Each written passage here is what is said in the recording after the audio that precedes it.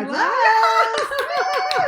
Hello. We did it. Yeah. Look at these two gorgeous brunettes. Just a couple of brunettes sitting around talking. Woo. Hey, everybody. Thank you for coming on board and joining me and Danny Klein Modisette. Do I always have to say the two names, or is it just Modisette? You could cut the Klein. Okay. We cut the Klein. No. That's all. I say that to Danny a lot. Could you cut the Klein? Cut being the Klein. I've heard that before. We know each other like while I was still Klein. Yes, so yeah. Very much Klein. Very much Klein. There's a lot of Klein there. So hi, everybody. We are here to celebrate and sign your second act. These are inspiring stories about transforming your life. And the deal is, I'm sure a lot of your lives are being transformed whether you like it or not because of COVID. And so this book is full of stories about people who had, found problems and obstacles in their life and found a way to go over those obstacles, to go through those obstacles, to knock down some of those walls and really reimagine what their life was going to look like. And it's not always easy, and you have to maybe fall down a couple times, but you have to keep getting back up. So I think a lot of us are dealing with that now. And for those of you who maybe still have your job, you might be thinking like, is that how I want to really spend my life? Now that I've had months to sit around Absolutely. and think about what, Reflection. Mm-hmm. Mm-hmm. I don't take a lot of, well, I guess I'm sort of a reflective person. Yeah. But we both are, I think the thing that we related to in each other was we're both very entrepreneurial. Yes. Right? Yes. I was a bit of a hidden entrepreneur for years, but yeah. But all actors are kind of self-starters. Danny's an actress and a comedian and a writer. And she is the founder of a company called Laughter on Call. And we'll talk more about her story and why she founded that company. Because I'm in the book. Because she's in the book. That's why she's here. Yeah, what chapter are you? Yeah, that I don't know. But yes. And so...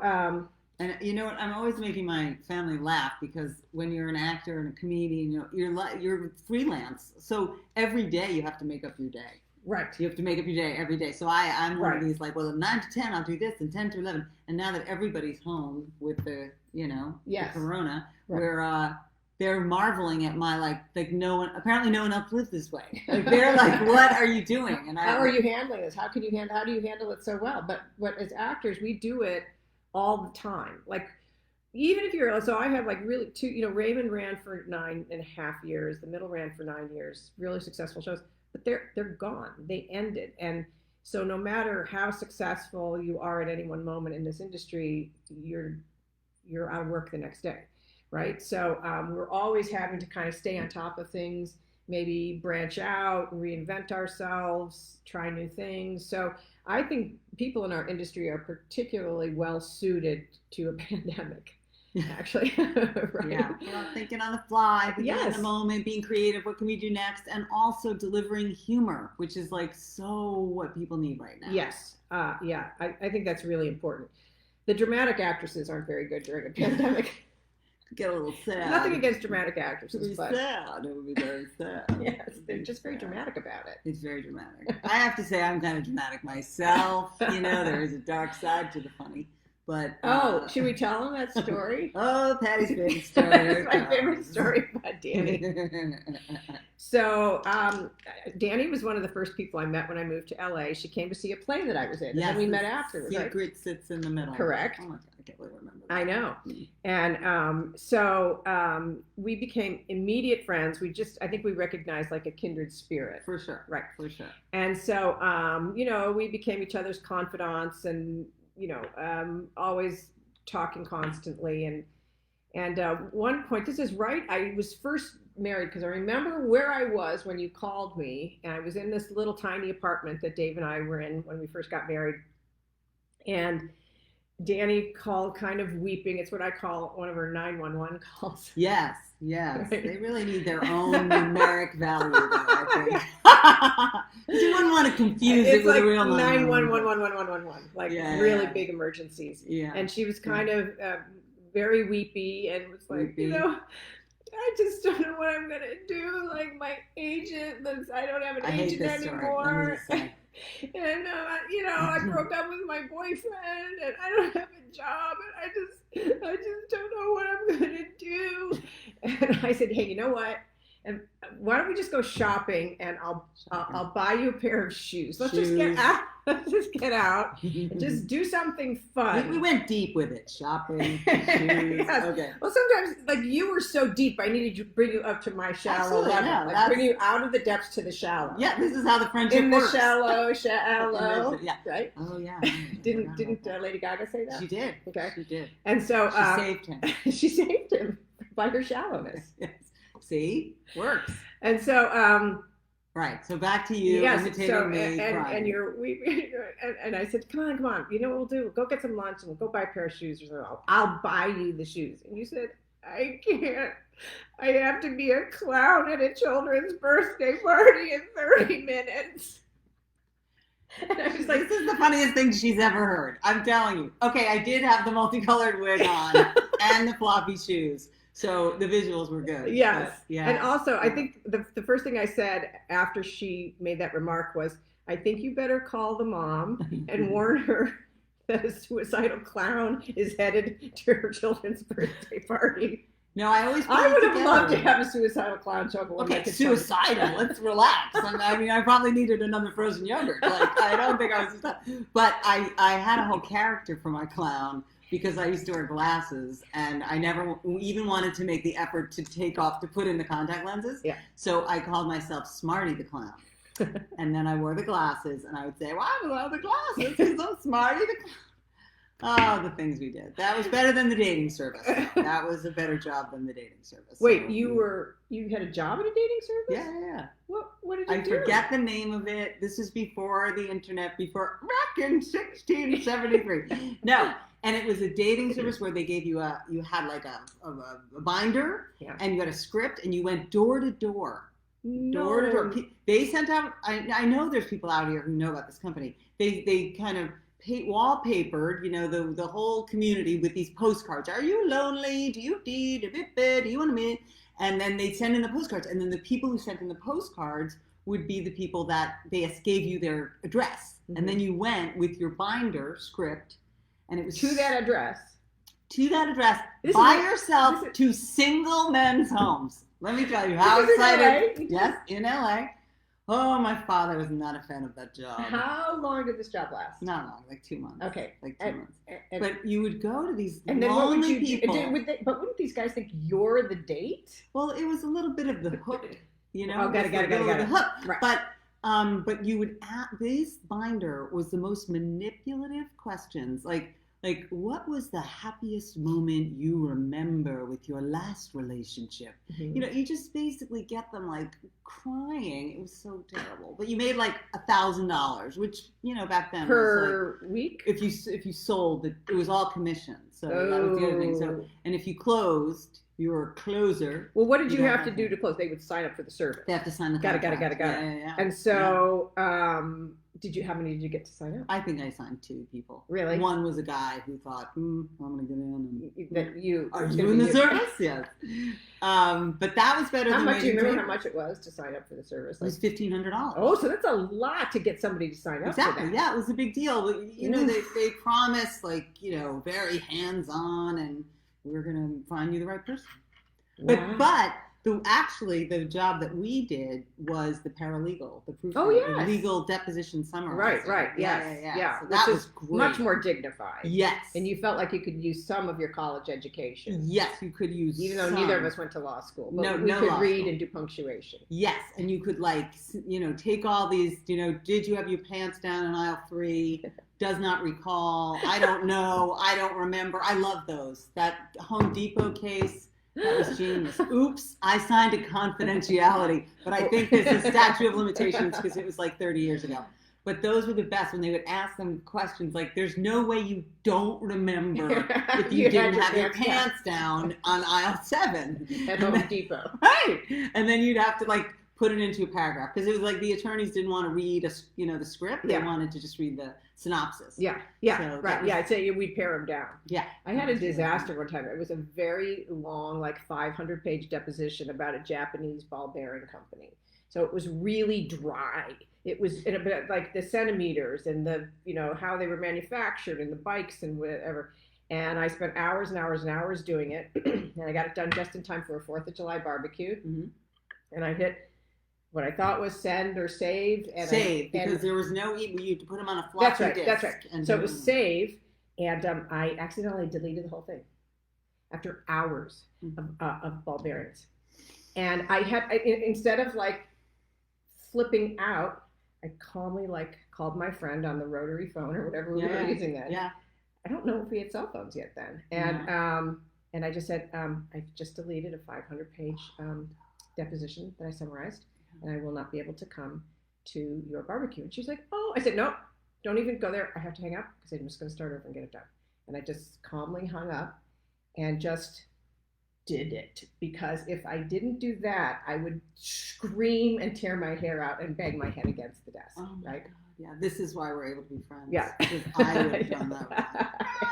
That would have been suicidal clown. Yeah. Because I can't.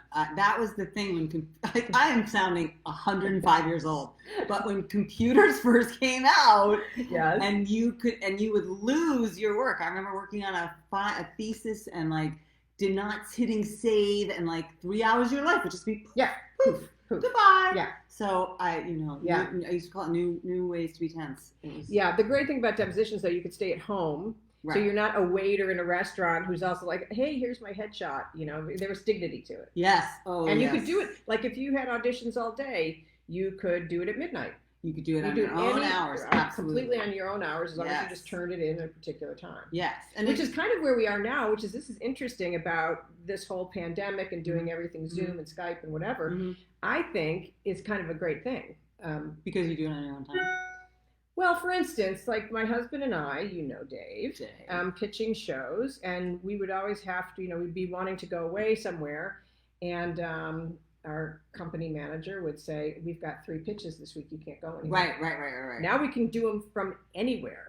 No, this is the great thing. And with Laughter on Call, too, we had comedians working. We pair comedians with Alzheimer's patients. That's how it all started. Yeah, so let's first I'm going to sign the first book. So here we go. Ta-da, I'm going to sign the book. Sign a book. And so Danny is chapter 12. I just looked it up. Chapter 12. In this book. Yeah. We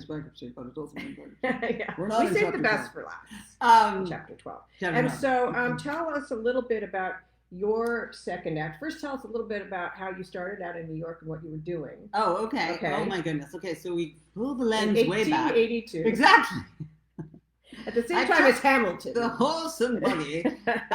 No, I actually graduated college. I went to Dartmouth College, for any of you out there. Fancy. Folks. Yeah. So fancy. Yeah, I loved Dartmouth. And came to New York and worked for a director named Jerry Zaks.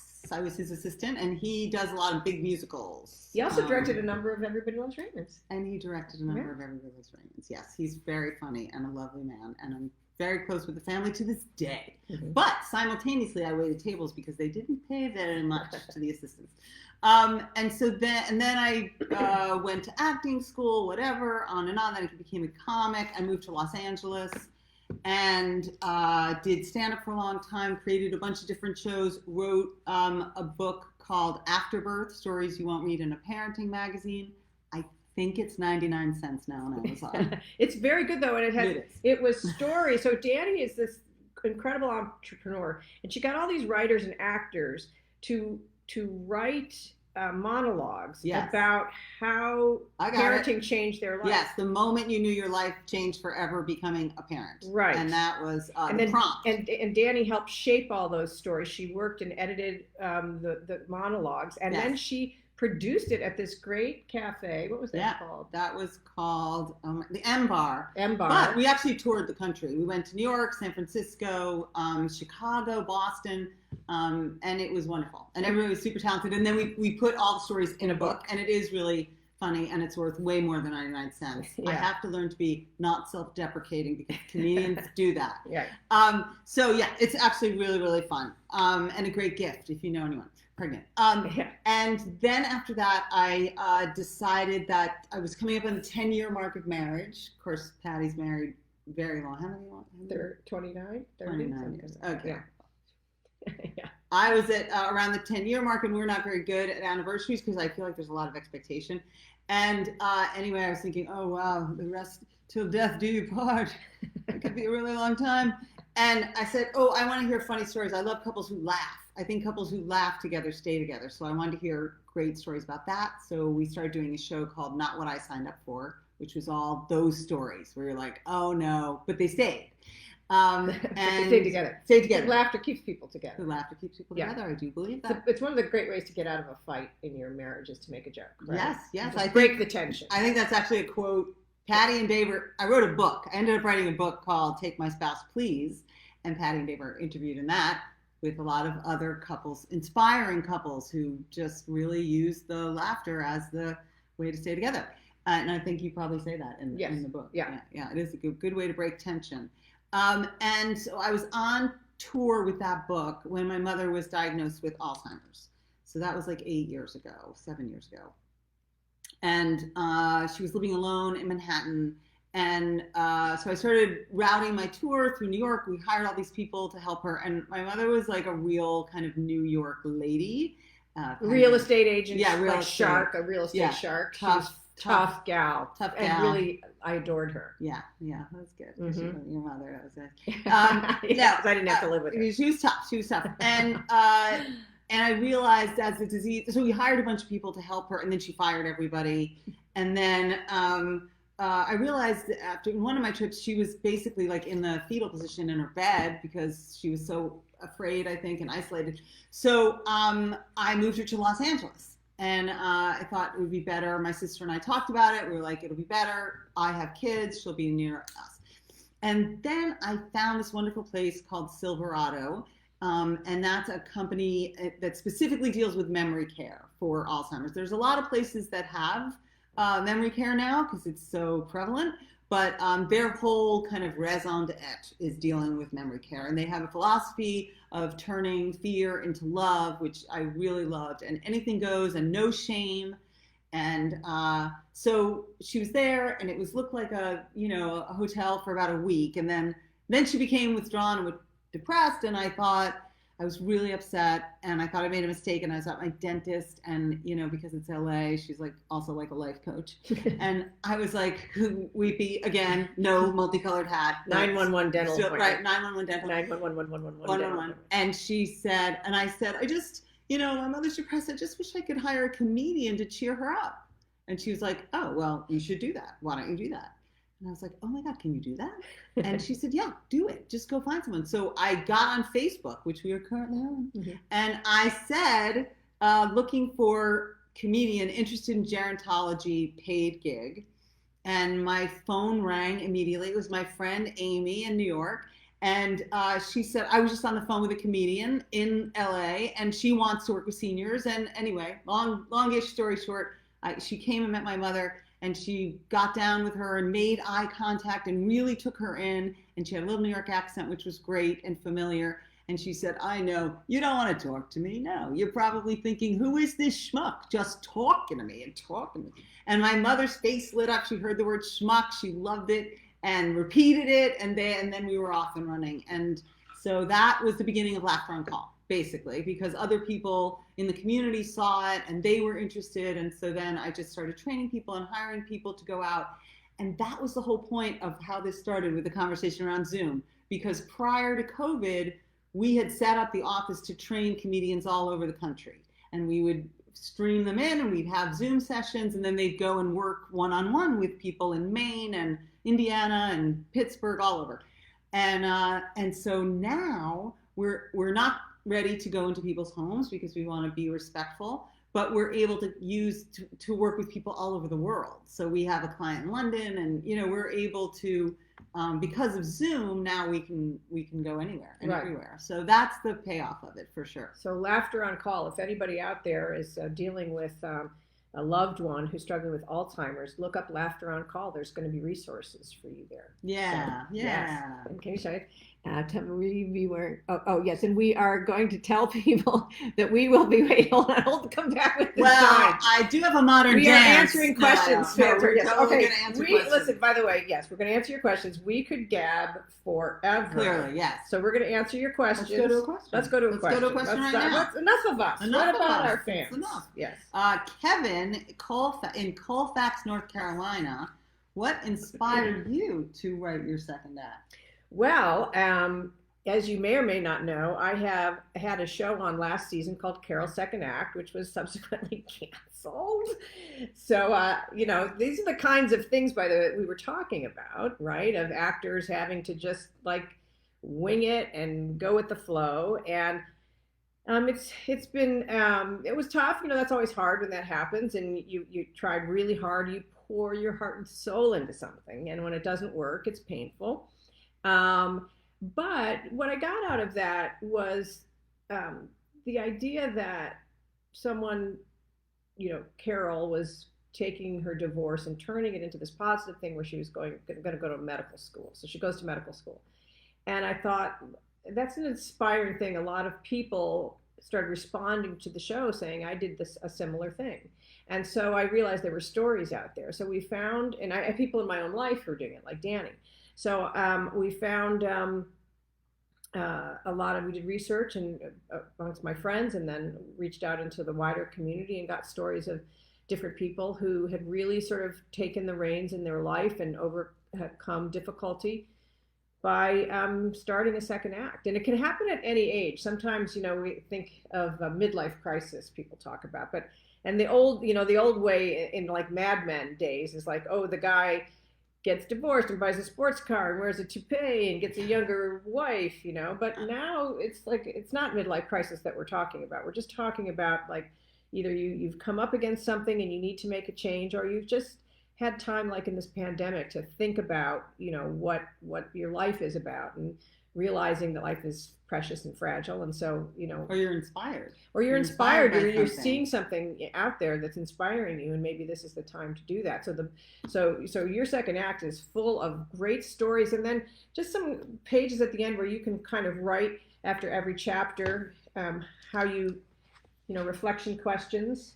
How you felt about that story. Did it inspire anything in you? Oh, so it's good for book groups. It's great for book groups. Oh, there's your phone. You made the cardinal sin of not turning your ringer off. Oh my God, I'm not a professional. I'm a warrior. She's got a ways to go. All right, what's another question? Another question. Look at this. This is James in Avon Lake, Ohio. Oh, that's right. That's right next door to my Bay Village, Ohio, where I'm from. Oh, yeah. Well, James would James. like to know. Mm-hmm. Assuming you went to Cedar Point growing up in Cleveland, yes. What was your favorite ride at Cedar Point? Not a favorite ride. The favorite thing was the French fries that they poured malt vinegar on. This is before I met my British husband. They were doing malt vinegar at the amusement park on French fries, which was a revelation to me. I didn't think anything could beat ketchup, but malt vinegar and salt is amazing. That was my favorite thing at Cedar Point, actually. That's why I went. Never occurred to me to go home and buy a thing of malt vinegar. No. I thought it was only available at roller coaster parks. And now and then England. Salt and vinegar chips, so like fly off the table. Cedar Point way ahead of its time. Yeah, way ahead. Look at that. You knew. Okay, here's Lee from Hattiesburg, Mississippi. Could there be an Everybody Loves Raymond reunion? I don't think it's possible because we don't have Peter, Doris, or Sawyer. And it wouldn't be the same without them. I would love to have like a panel where, Ray and Brad and I and Monica get together with Phil and, just talk about the show and all our stories. That would be good. So I think that might be in the works, actually. So hopefully that will happen. Because Phil's busy with Somebody Feed Phil. Somebody Feed Phil. He's all over. But now Raymond is streaming on the new Peacock streaming network. Oh, okay, good. Yeah, so I'm excited about that, so you can catch up on all your Raymond viewing. Yes, I didn't fully appreciate Raymond at the time because I was single. But now that I'm not single and have children, every episode, I just remember you fighting over a suitcase. That was a very classic, right? That episode won the writer an Emmy. Yeah. Because it was who's going to take the suitcase up the stairs. Yes. That's every night with the dishes. Yes. Hello. Okay. Only it's not as funny in our house, but we try. We try to bring in the comedy. Okay. Can I just give you a suggestion? Laughter can break the tension in your house, in your marriage. Read your book. Read your book. Yes, read my book. I do read my book. My book saved my marriage. I'm not kidding. Okay. Here's a good one from Jacob in Manchester, New Hampshire. Okay. What's the best advice you've ever received? Well, I think one of the things is not to be afraid of failure, to embrace failure. There's a lot of good advice out there, but you don't be afraid to fail. You'll never move forward in life. And the only way you actually ever learn anything is to fail or to have a bad experience. I tell you the worst experience I had that taught me never, ever to lie, ever. Well, that's a good one. Except I think you can lie if you're trying to be nice to somebody. Oh, a white lie. Oh, maybe you're not supposed to say that. A kind lie. A kind lie. I had way back in New York when I was trying to be an actress, and I had didn't have anything on my resume really, and I had this manager, God rest her soul, she talked like this, and she wore a muumuu, and she never left her apartment, and she said I had done a wonderful audition and got called back a number of times for this musical, and they said if we're trying to raise the money to tour it, and if we do, we're going to give you the part. Great. Well, they never raised the money. It never happened. But she said, go ahead and put it on your resume. And I'm like, but I didn't do it. I just auditioned for it. Yeah, it doesn't matter. Just put it on there. So I did. So then they raised the money. And she resent them my resume with their show that I didn't do on the resume. That's bad. So what happened? So like an idiot, I went in for the audition. Well, they also had you in. Yeah, but I was like, no, I'm not going. I remember said, I can't go in. We put their show on. She goes, just go. Nobody cares. Just go. I went in. There's 3 people sitting there, completely stone-faced, daggers. And you had to sing a song, and then you had to read. And so I'm like, hi. And then they just sat there. They literally sat there. And I sang the song. It was great. I did the whatever. It was great. And then they're like, thank you. And then I said, I put that on. I just like sort of. Oh, you called it out. I called it out. I said, yeah, I'm sorry. So, and my manager told me to put it on there, and I know it was wrong. Blah blah blah. And they were like, thank you very much. And I walked out. And then the one guy got up and followed me out. He said, this show is about a person with integrity. And you show that you have no integrity and blah, blah, blah, blah, blah, blah, blah, blah, blah. And he just like dressed me down. Wow. And I said, you're absolutely right. You're absolutely right. Yeah. However, I have to say, upon further reflection years later, they should not have put me through that. That was just pure. Yeah, don't call you in. That was, call and say, take this off your resume and don't ever darken our door. Yeah. But don't have me go in and do the whole thing because that was just pure cruel humiliation. Yeah. And that wasn't nice. No. I was wrong, but that wasn't nice. Yeah. And so, okay, so that's a lesson. Remembered. Oh my gosh, I have, not only do I not lie, I tell people stuff that I don't need to even be telling people. Right. Because I just want it out there before anybody else, Yeah. I mean, it kind of brought the room down, Patty. Yeah. I'm a little sad right now. Don't be sad. No, we're not sad. Let's go. But that's really good advice. Don't lie. Don't lie, but also like that, just difficult moments in your life. If you learn from them, then they're not a waste. There's not a minute of waste in your life if you're learning from everything that you go through. Yeah, I mean, I used to talk about when you're doing stand-up, you have to fail publicly. Like, you have to. The only way you're going to know if the joke works is you got to get up there and fail publicly. And, that's why you have to. We talk a lot about that, actually, with Laughter on Call, about letting go of the moment before. Yes. Because you know, with Alzheimer's, they can just be in like terrible and then happy and then everything.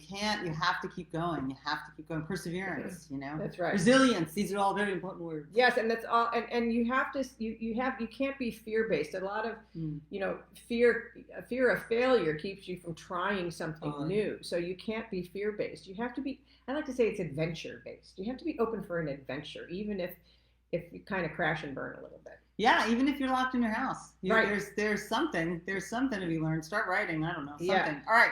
This is Paula from Byhalia, Mississippi. Okay. Who was a better husband, Ray Barone or Mike Heck?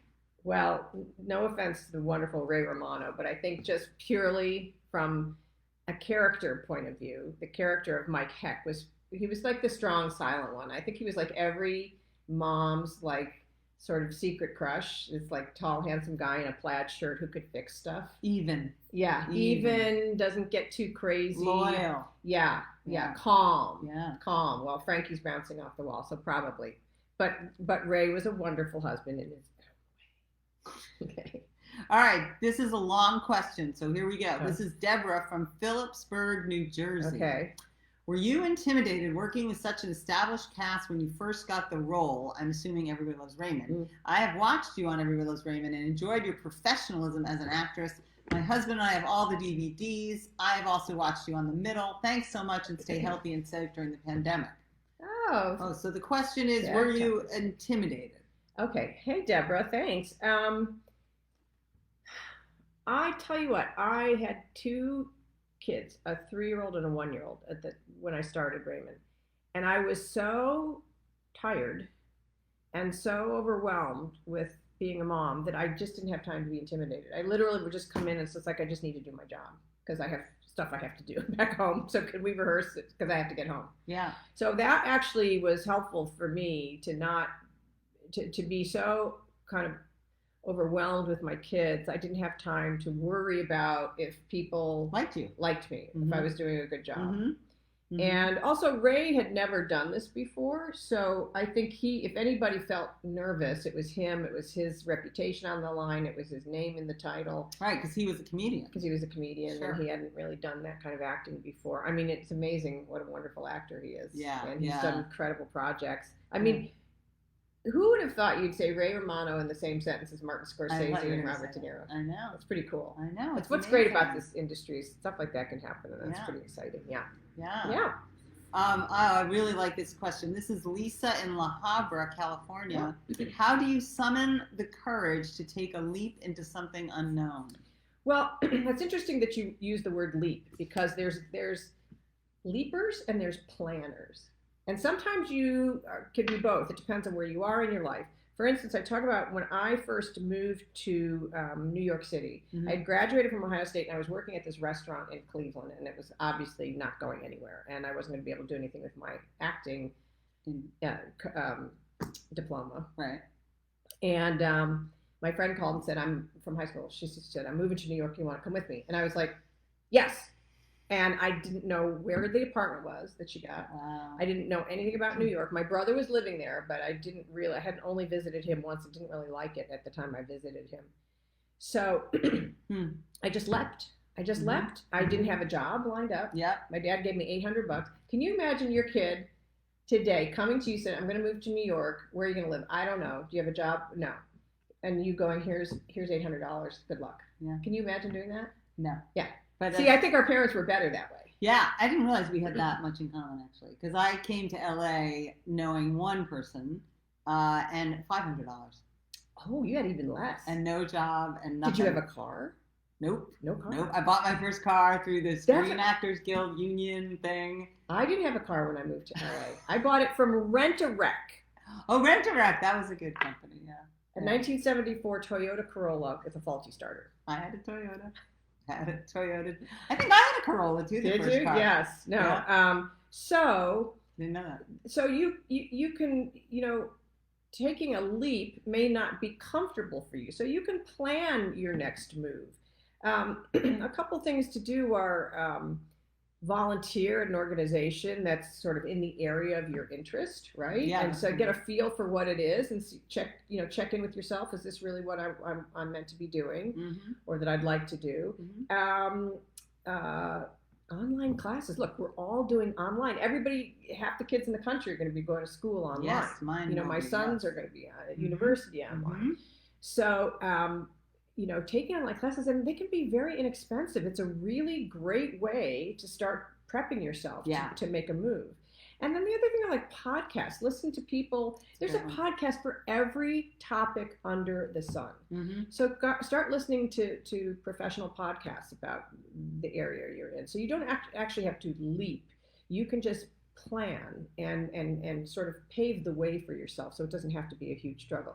I mean, look, I leapt at the beginning because that's what I had to do to get out of Ohio. I didn't have children. I didn't have a husband. I didn't have those responsibilities, so I could leap. I could just throw caution to the wind and go. Right. Later in life, if you have family, you're looking at like your retirement, leaping maybe not the best idea. Like if you're going to take some life savings to start a new business, you really want to plan that, right? Yeah. So it depends on where you are in life. Sometimes you have to leap. It's the only way to move forward, but planning is really highly recommended too. Yeah, there's so much information available now. That's what's great. Yes. We really can do a deep dive before you actually put your own life at risk. Right, exactly, yes. And I think faith is a big part of it. Meditation, staying present, all of that really is helpful for finding courage. Because courage, I think with career is largely about purpose. Like you're looking for your purpose. Yes. And when you have the purpose, the why, which is very popular in all that coaching speak, the why of why you're doing when you know the why, then how becomes easier, right? Yes. It presents itself a little bit more. You're a little more focused. So those are great questions to ask. Yeah. Okay, Mickey Chung from Portland, Oregon. How do you bounce back from failure? I'm a fan from Hong Kong. Oh, hi Hong Kong. Oh, hi Hong Kong. All right. Stay well. Stay free. Yeah. Failure is tough. Like I just said, my show is just canceled, and you kind of have to lick your wounds a little bit. But as I said, you have to look at the failure and analyze why you failed, and see if there's things you can change. What part of the failure were you responsible for? Because sometimes it's not your fault, and if it's not your fault, maybe the lesson to be learned is. It was that person's fault. I shouldn't have trusted them here, or I gave them too much responsibility, or maybe they're not mature enough to handle what I thought they were. So if it's another person's fault, analyze what went wrong there. It doesn't mean you have to blame them or shut them out, but you just want to know why things weren't working. And then if it is your fault, take a look at it. What did I do to contribute to it? Maybe I wasn't mature enough. Maybe I'm not organized enough. Maybe that's not an area that I don't have that area of expertise, and I get somebody else to take care of that aspect of it for me. So just take a look at the failure and see what you can learn from it. That's the best thing you can do. Then it's not really failure. It's just a lesson. Right. It's all lessons. It's all lessons. Unfortunately, the really painful ones stick. Yeah, like lying. Like that story. Never lie ever again. You're never going to forget that story. And I'm sure it was devastating in the moment. Yeah, devastating. And shameful. Ooh, you know what I mean? It was the most painful thing I think I have ever been through. That's how you learn.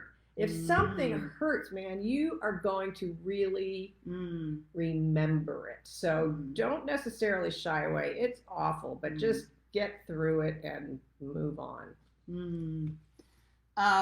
Kevin from Adams, Massachusetts. After the book, what's next?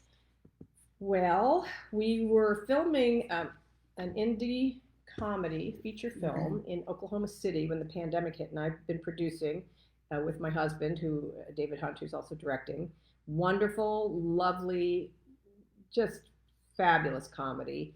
And we have 5 days left to film. We had to shut down in the middle of filming. Do you remember at the beginning of the pandemic, there was this basketball player, Rudy Gobert, who was touching all the microphones because he was making fun of the virus, saying it wasn't really a thing. And then he came down with it. Yeah. He was staying at our hotel in Oklahoma City. And he got it. Yeah. So they had to evacuate our hotel and move everybody to another hotel, and then like 5 days later shut everything down. And this is a movie, we're financing it ourselves. I mean, I'm going through a lot of these things. My show is canceled. The movie was shut down. There's just I've had to deal with kids.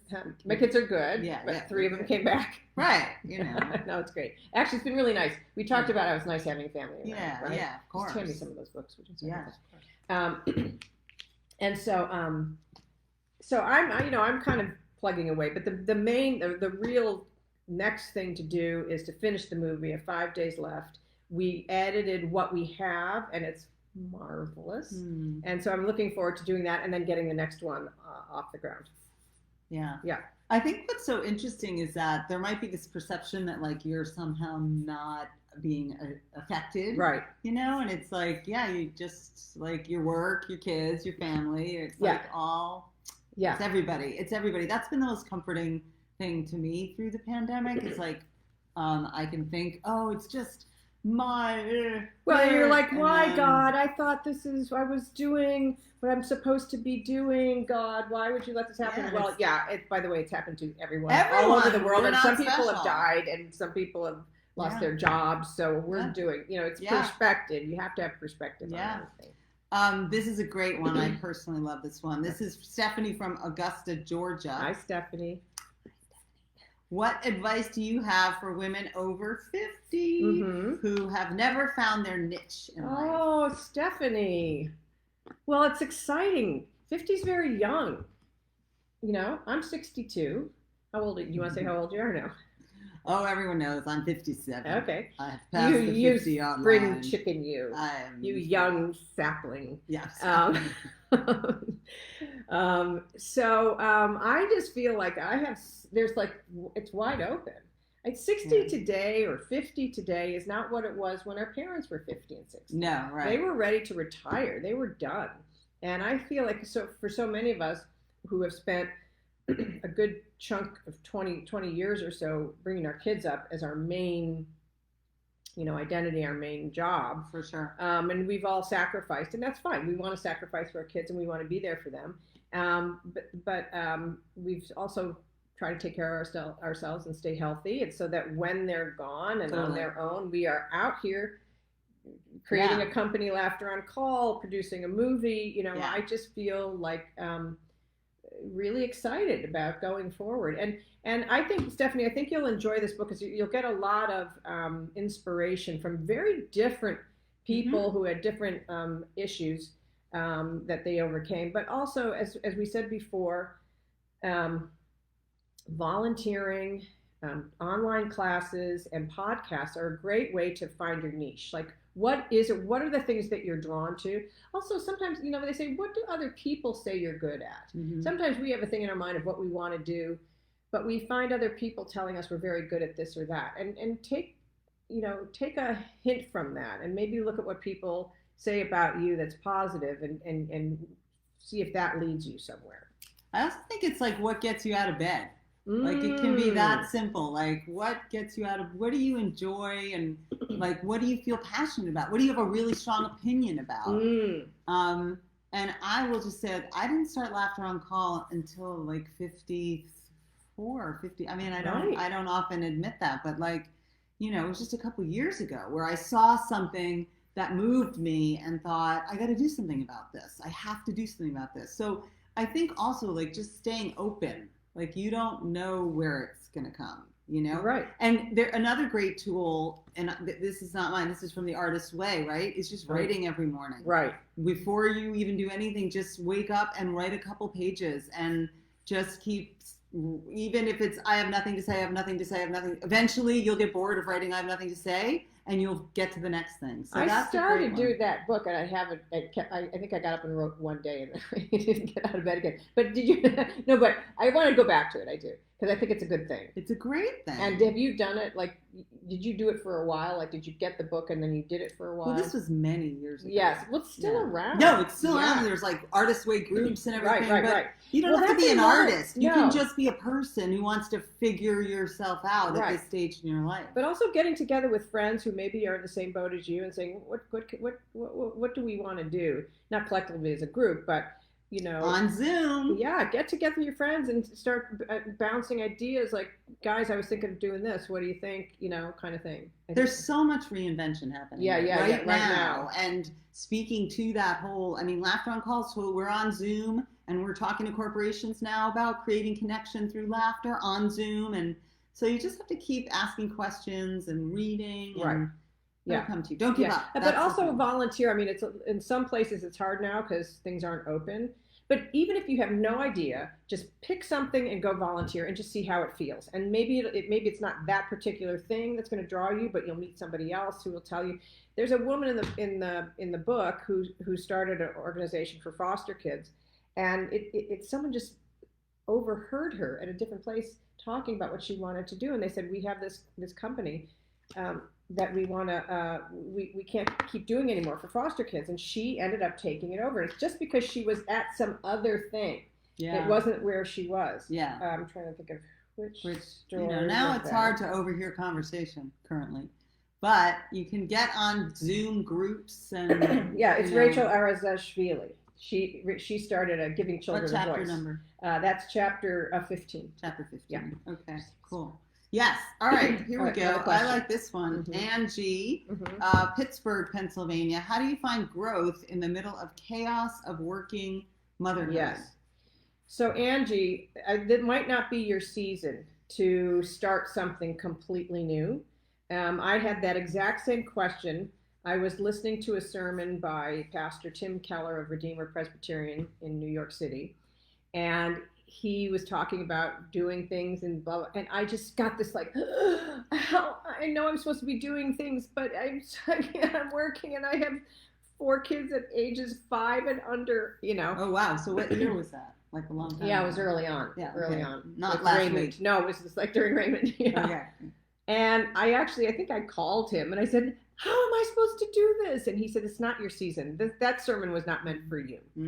So I think you can, as you're working and you're mothering, just be mindful and thoughtful about, as you're doing these things, how they feed you or don't feed you, and learn from everything that you're doing as a parent. Learn about yourself as you're parenting, and learn from your beautiful children, and focus on strengthening your marriage, because that's hard when you have kids, right? No. Just keep open to what's going on around you. But I think now your focus is your family, unless you're in a situation where you need to start a new a chapter in your life. If you're in a position where like we need to do something new, take stock of what's going on in your life, listen to podcasts, take classes online, and volunteer. I used to talk to groups of women for the book, and one thing, and I have 2 children, and one is 13 today, so now I am in a different season because they can dress themselves and hopefully brush their teeth.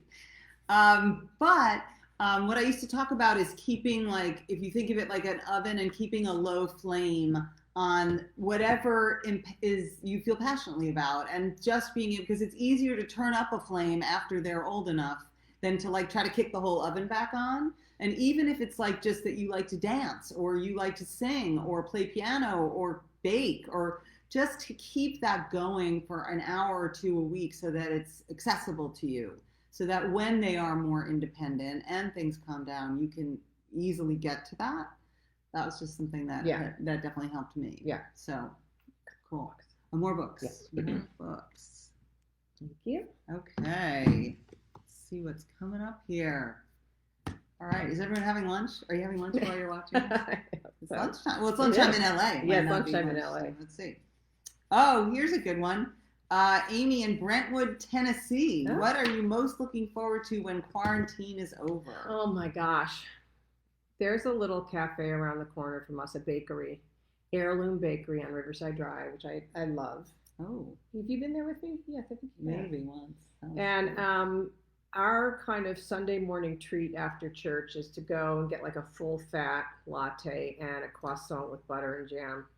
And it just kind of puts the button on the week, you know, and it's Sunday and it's where I let myself have, you know, stuff I don't usually eat and full fat latte and croissant with butter and jam. Oh, that's a lot. It's a lot. So, you know, it's just simple. I think it's simple things like that people are missing. Just to be able to go out around the corner and just sit down and, you know, have coffee with friends and stuff like that. So that I really am, and I can't replicate the croissants they have there. Oh, you got to come to Atwater Village. Okay. We have some pretty good ones. Croissants. Okay. Oh, this is a great question. Amy from Burleson, Texas. Mm-hmm. How did you stay connected with your faith throughout your career? Oh, well, listen, acting is such a difficult and desperate thing to pursue that I don't know how people without faith do it, frankly. Yeah. I mean, every day I'm just like, Lord, it was, 9 years in New York without hardly any success. I did like 2 commercials and I was in one black gospel musical in the chorus, one of 2 white singers. That was God. That was a total God thing. And then like the only other play I was in, I had to produce myself so I could have an acting job. So those are times when you have to just pray. You're just leaning on the Lord to help you get through. And also saying like, should I be doing this? I mean, I think there was a time when I was super angry at God. The thing is like, it's not what your relationship with God is like, is do you have one? As long as you're in relationship, even if it's like, what are you doing? Like, it's important to keep in the relationship. Yes, I will admit that I am a Jewish person, and I also think it's important to have a relationship with God. Yeah, so right, and to lean on faith and pray and all of that. You know. That's one of the things that Danny and I also connected on is our spirituality, which we had many conversations about. Many conversations, many healthy ones. Yes, because Jesus was Jewish. Jesus was Jewish, as you know. And the more you get to know Jesus. Yeah. She's converting me right now, ladies and gentlemen. Live right here. We're going to the church. Let's go. No, I actually love all of it. I'm very, I think faith is so important. Yes. Here's Wendy in Sweetwater, Tennessee. What advice would you give Frankie Heck? Oh, Frankie needed to relax. I mean, I think we're all Frankie Heck with our kids. We're trying to control everything and steer them in a direction, and we want them to be successful, and we think if they just do this, that they'll be happy, and we put all our stuff on them, and I don't know a parent who hasn't done that, and it's hard work to just pull back and let them be who they are, give them support, give them advice, but try to be hands-off. It's very difficult. Oh, it's so hard during the pandemic. Let's just say that. Well, thankfully, I don't have to do any homeschooling or anything during the pandemic. I mean, I feel for all of you parents who are schooling your kids and who have little kids, or if you have really little kids who aren't in school and you're cooped up. Woo!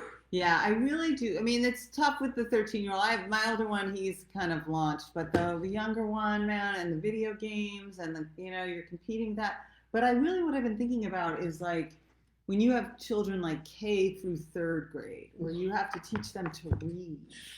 And like I know there's a lot of people who homeschool, so God bless you.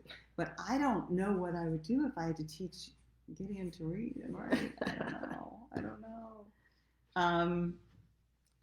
Julie from Scarsdale, New York. Mm-hmm. Hi, Patricia. You are a wonderful actress. Do you keep in touch with the other actors from Everybody Loves Raymond, and what is your favorite episode? Oh, a favorite episode of Raymond? Well, we had like a sort of a running thing with Debra and Marie that was really good, that ran for a few, like it was a storyline that ran for a few episodes, which I really loved. And then I loved everything with Robert, played by the wonderful Brad Garrett. And he had one where, it's always when we were exploring and discovering secrets about each other. He had one where he was doing a traffic cop dummy class with us, and that's hilarious. And there's one where he discovered that Amy's mom Is a secret smoker, and that was a really funny episode where all our secrets were revealed. So those are some of my favorite. And what else did she ask? And we do keep in touch. We keep in touch with all Raymond, the middle, and Carol, second actor.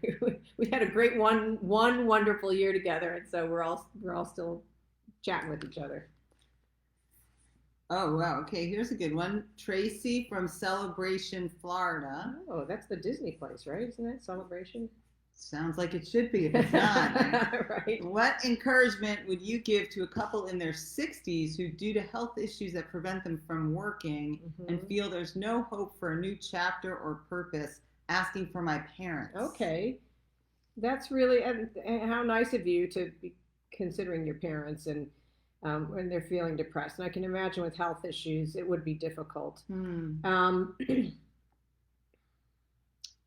I don't know what the health issues are, so that's what I don't know if they're mobile or able to get out at all.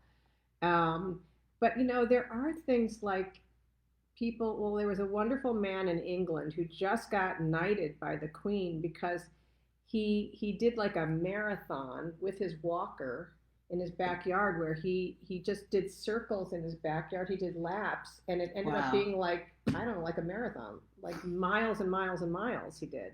And he raised millions of dollars for the NHS. Wow. So there are, you can do little things.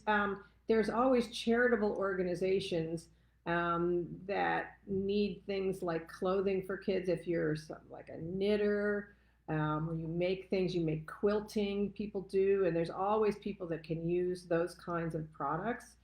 Reading to kids, too. Reading to kids, yeah. Or people who...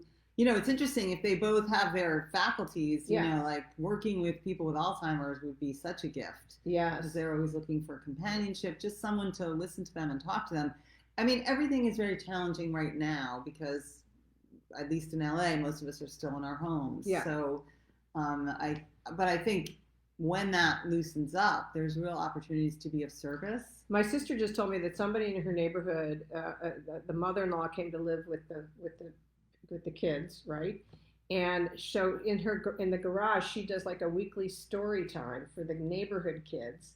So the neighborhood kids like ride their bikes over, like in their tricycles or whatever, and they sit in the driveway, and she does stories. She reads stories to them. So it's things that are as simple as that. I know a lot of parents need help a lot with their kids, and anything you can, that you might be able to do to entertain somebody else's kids or like read them a story or something like that is, maybe you can bake stuff for a family who's struggling with joblessness, and maybe they have food insecurity. Maybe there's things like that you could do. So just get creative, Yeah, I think it depends again on the physical limitations because they could dance. They have each other, so they could learn to dance. They could sing. Like there are things to do. Yes. To stay connected. Yeah. So that's the big question. I guess that's the big question. Yeah. I think we have time for one more question, and I think that's my last couple books to sign. Oh, excellent. Okay. Here's one from Sharon in Pottsgrove, Pennsylvania. What age or time in your life did you see your perspective on life significantly change, and why? Well, for me, that's a really great question. As I had mentioned earlier, I've been struggling in New York for 9 years and not getting anywhere. And I was really saying to God, what are you doing with my life? Like, you gave me this desire to be an actor, and then every door has been shut in my face. So what do you do? What's the plan, Stan? I don't talk to the Lord that way. No. But plans.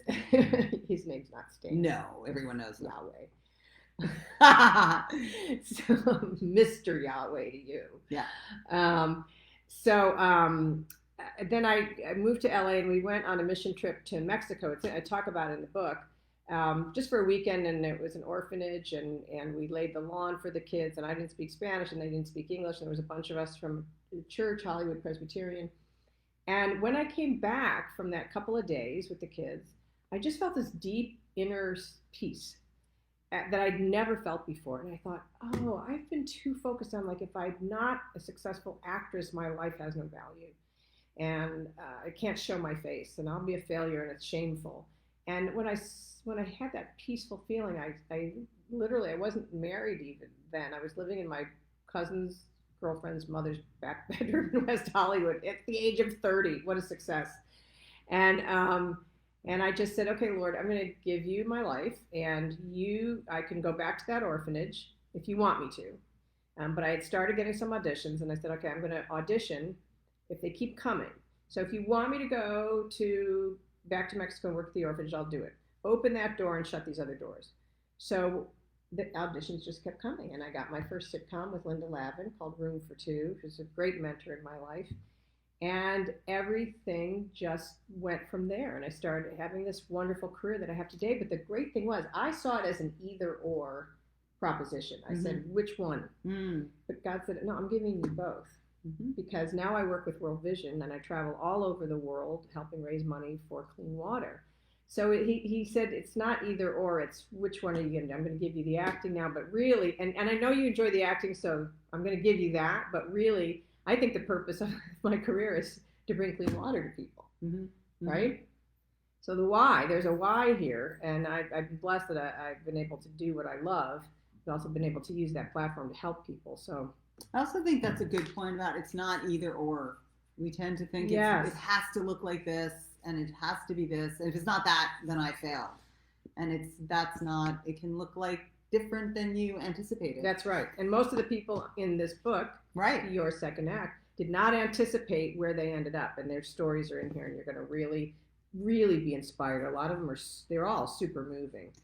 Before we stop, please remind people where they get the book, how they get the book, all of that. Yes. That's been you can order it online, right? Yeah, someone's telling me, order it online, and it's on Amazon. It's on Amazon, Barnes and Noble.